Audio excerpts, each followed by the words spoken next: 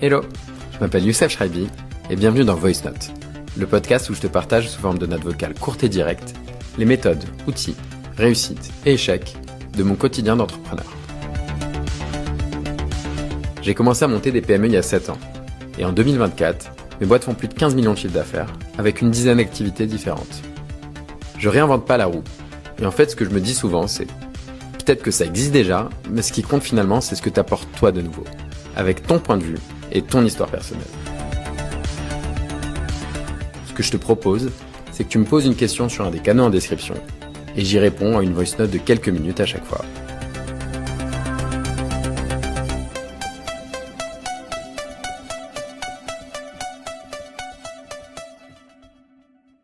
Salut Youssef, c'est Rita et j'aimerais savoir comment tu trouves tes idées et quelles sont tes sources d'inspiration. Salut Rita, alors Rita c'est ma petite sœur qui est au Maroc et qui a 16 ans. Donc je vais te répondre à cette question, je vais essayer d'être un peu moins théorique que mes autres réponses sur le sujet de comment trouver une idée et quelles sont mes sources d'inspiration. Moi pour trouver une idée de projet ou de boîte, il y a 3 méthodes. Il y a une méthode où je vais regarder ce qui existe déjà, la concurrence. Une méthode où je vais plutôt m'analyser moi ou les gens qui m'entourent, l'équipe que je peux avoir. Et une autre méthode où je parle plutôt du marché, de la clientèle et des analyses.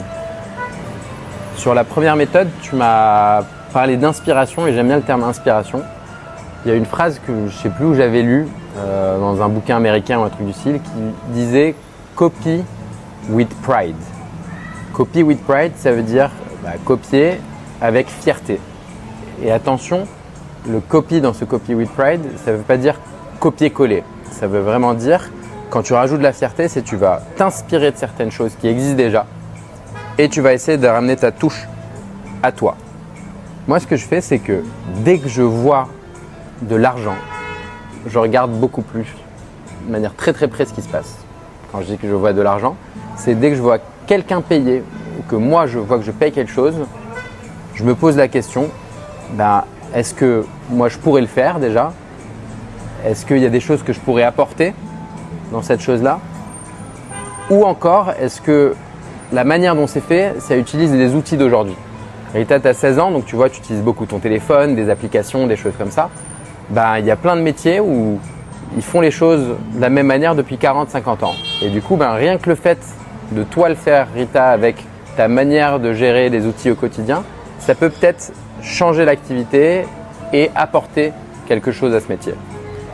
De manière très concrète, je vais te donner un exemple. J'ai monté une boîte qui s'appelle Cœur de Cible.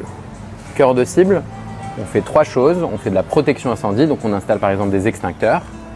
On fait de la dératisation, donc en gros, on protège les restaurants contre l'invasion de rats, de souris, de rongeurs. Et on met des caméras. Ça, c'est 3 secteurs qui existent depuis très très très très longtemps. Et sur cette chose-là, j'ai juste analysé ce qui existait déjà. En fait, moi, j'ai une 15aine de lieux. Et dans ces lieux, je fais déjà appel à des fournisseurs qui me mettent des extincteurs, qui luttent contre les nuisibles et les rats et qui m'installent des caméras. Et en fait, j'ai analysé en payant chaque mois ces 3 services dans tous mes lieux, en me disant « il y a quand même cette transaction qui a lieu chaque mois, qui a lieu vers des acteurs qui me proposent une chose qui m'a l'air abordable. Oui, aujourd'hui, quand j'étais que, entre guillemets, restaurateur, je ne savais pas lutter contre les rats, je ne savais pas avoir une boîte de dératisation. Mais je suis allé me renseigner, aller analyser, est-ce que c'est faisable? Et j'ai vu qu'il fallait passer certaines certifications, etc., etc. Et j'ai compris que je pouvais m'entourer d'experts pour moi-même faire ce métier en apportant quelque chose d'autre. Et en apportant quelque chose d'autre, en fait, j'ai copié des gens qui existaient déjà, mais en apportant ma vision, moi, de restaurateur. Leur client, c'est moi. Je sais quels sont les besoins des clients. Et du coup, je pense que je pouvais apporter une chose complémentaire. Aussi, la plupart de ces gens-là, les gens qui installent des extincteurs, c'est très souvent des techniciens qui ont un CAP extincteur et qui sont montés en puissance. Un jour, ont décidé de monter leur boîte et qui installent tout seuls leur système de sécurité incendie.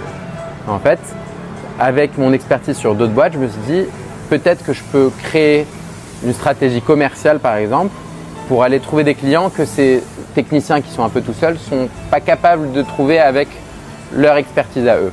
Donc en gros, avec ma casquette de gestion de projet, je peux proposer des choses complémentaires de ce que proposent ces techniciens. Si je reviens sur le Copy with Pride, je peux l'appliquer sur un peu toutes mes activités. Quand j'ai créé avec Éloi Orgueil, on a créé un restaurant, on n'a rien réinventé. Il y a déjà 15 000 restaurants à Paris. En revanche, on l'a justement fait avec Pride, avec un peu plus de choses qui nous correspondent. Et on n'a pas juste fait un restaurant parmi d'autres, mais on a fait un restaurant zéro déchet, responsable, avec 2 restaurants dans le même restaurant pour alimenter cet esprit zéro déchet et le faire avec le plus de pertinence possible. Donc je reviens, première thématique, c'est la concurrence. Je m'inspire effectivement de gens, je m'inspire de choses qui existent déjà et j'analyse qu'est-ce que je peux apporter. Chaque fois que je vois des paiements, je me dis sur ce paiement peut-être qu'il y a quelque chose que je peux apporter. La deuxième méthode, c'est je pars de moi ou de mon équipe. En fait, il faut imaginer qu'une entreprise, c'est un mélange entre 2 choses. La première chose, c'est un métier. Par exemple, être restaurateur, être poissonnier, être cordonnier, etc. Et entre une compétence de projet. Une compétence de projet, c'est par exemple savoir créer un site internet, ou alors savoir ouvrir un magasin, ou alors savoir gérer une boîte B2B. B2B, c'est une entreprise qui travaille avec une entreprise. Donc, c'est des compétences projet. Et quand on mélange les deux, ça fait une boîte. Et du coup, il faut partir de l'un ou de l'autre.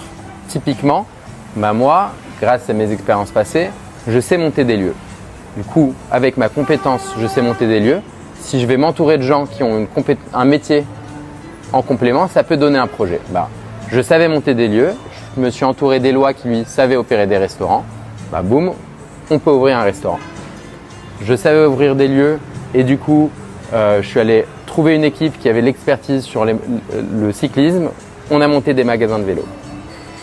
De la même manière, on peut inverser la tendance. Si on part du métier, on peut aussi réfléchir à toutes les boîtes qui tournent autour de ce métier. Éloi, lui, il avait le métier restaurateur de restaurant. Il s'est entouré d'une personne qui avait l'expertise gestion de projet, ouvrir un lieu. Si demain, Éloi s'entoure d'une personne qui a une expertise site internet, e-shop, il peut peut-être vendre en ligne des casseroles avec sa tête dessus par exemple, et ça donne une autre boîte qui est une boîte de vente en ligne de matériel de cuisine. Donc en gros, il faut essayer à chaque fois de basculer les deux. On part de soi. Est-ce que j'ai une compétence métier liée à mes stages, à ce que j'ai pu faire, à mes passions? Par exemple, moi j'adore le sport, peut-être que j'ai une compétence dans le sport, une compétence métier. Avec sa famille, peut-être que dans ta famille, tu as des gens qui baignent dans une certaine activité qui fait que naturellement, tu as plus d'appétence pour ce métier-là. Et de ce métier, tu peux aller chercher des compétences projet. Et à l'inverse, plus tu montes de boîte, plus c'est simple. Par exemple, aujourd'hui, moi j'ai plusieurs compétences métiers, restauration, bière, vélo, etc. Et j'ai aussi plusieurs compétences projet. Je sais ouvrir des lieux, je sais monter des écoles de formation, etc. En fait, comme j'ai déjà la compétence métier resto et j'ai la compétence gestion de projet, ouvrir des formations, je me suis dit, ça va être assez simple pour moi. Je sais déjà faire des formations. Je m'y connais en restauration, je vais ouvrir 1, 2, 3 CHR, une école de formation dans la restauration. Et plus tu avances, plus tu peux tirer le trait et créer des croisements comme ça. Donc, on part de la concurrence, on copie avec Pride, Copy with Pride pour la concurrence. On part de soi et des équipes qu'il y a autour pour essayer de comprendre est-ce qu'il n'y a pas des métiers qui correspondent à des compétences projet, de qui je peux m'entourer pour avoir le petit maillon qui me manque. C'est 2 méthodes pour trouver des idées de boîte. Enfin, il y a une méthode où on parle plutôt des clients, du marché. Et ça, c'est des méthodes qui sont un peu plus théoriques. Tu as beaucoup de livres américains là-dessus qui sont assez intéressants. Et là, ce que je te conseille, c'est d'aller voir et d'analyser les marchés qui sont porteurs. Moi, ce que j'aime bien faire, c'est d'aller voir à l'étranger les marchés qui explosent et voir est-ce que c'est le cas aussi en France ou est-ce qu'on n'est pas en décalé. Il faut se dire, on est souvent en décalé de 5 ou 10 ans par rapport aux États-Unis par exemple. Quand le marché de la bière artisanale a explosé aux États-Unis, c'était plutôt dans les années 80. Nous, ça a plutôt explosé dans les années 2000, 2010 même, voire 2015. Donc, aller voir les tendances passées, se dire est-ce qu'il n'y a pas des tendances qui vont venir aujourd'hui. Ou aller même voir des boîtes qui explosent aujourd'hui. Moi, j'aime bien aller regarder les levées de fonds. Donc en gros, c'est les boîtes qui sont allées chercher des investisseurs et qui ont réussi à convaincre des investisseurs et me dire « Ah, si elles ont réussi à convaincre des investisseurs, c'est certainement que les investisseurs eux-mêmes sont allés voir si le marché était porteur. » Et du coup, peut-être que cette société, elle a un produit spécifique, mais c'est dans un marché plus global. Et du coup, je vais aller analyser ce marché plus global. Donc j'aime bien me faire des listes de toutes les entreprises qui viennent de lever des fonds et aller regarder plus généralement dans le marché qu'est-ce qu'il y a à faire, est-ce qu'il y a des choses intéressantes. Enfin, c'est essentiel de partir du besoin du client. Si tu sens que toi, un jour tu vois des gens frustrés ou contrariés, où tu dis là-dessus il y a peut-être une chose intéressante, en fait, il y a des méthodes, notamment on appelle ça le design thinking.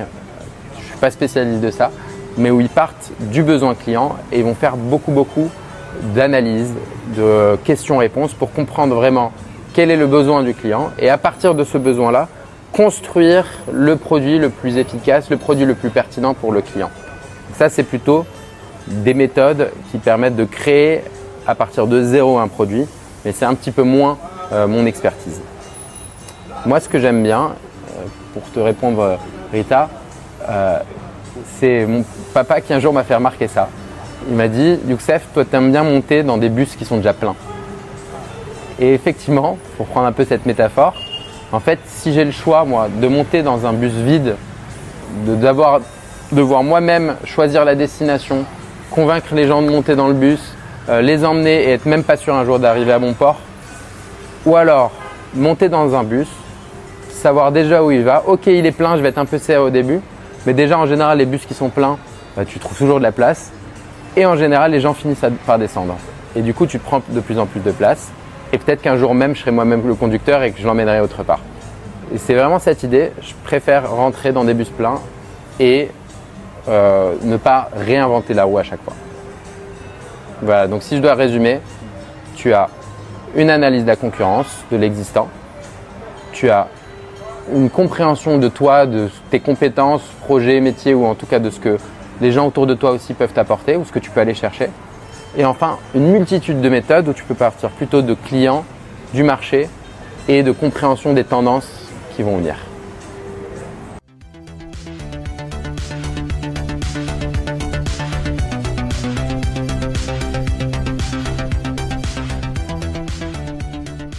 J'espère vraiment que j'ai répondu à ta question. En tout cas, merci d'avoir pris le temps d'écouter cet épisode. J'espère que ça t'a plu et que le format fonctionne. Si c'est le cas, n'hésite vraiment pas à t'abonner, à le partager à tes potes, à mettre un commentaire 5 étoiles et tout ce qu'on vous demande à chaque fois. C'est hyper important pour moi parce que ça va me permettre de faire connaître VoiceNote. On se retrouve la semaine pro pour un prochain épisode. Je vais essayer d'envoyer un épisode par semaine. Et pour rappel, le principe c'est si tu as une question, suffit de me l'envoyer en DM sur Insta, TikTok, LinkedIn, peu importe. Et je vais répondre sous format de VoiceNote. Merci et à très vite.